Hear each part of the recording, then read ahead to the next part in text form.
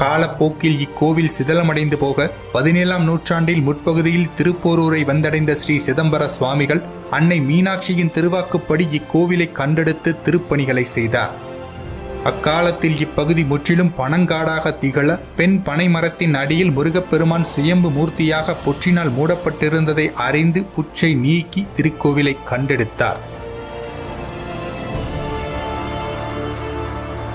வெளியே ஒளியே வியனறிவே வேதநாளின் முடிமணியே அழியார் அமிர்தே போரூராய் என்று சிதம்பர சுவாமிகள் போற்றும் திருப்போரூர் முருகனின் திருக்கோலத்தை மூலஸ்தானத்தில் சிவாச்சாரியார் காட்டும் தீபமங்கல சோதியின் வெளிச்சத்தில் தரிசிக்கும் போது மெய்மறந்து போவோம்.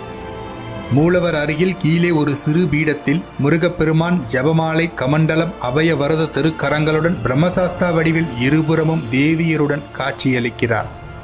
இந்த சிறிய மூர்த்தி சிதம்பர சுவாமிகளால் அபிஷேக வழிபாட்டுக்காக அமைக்க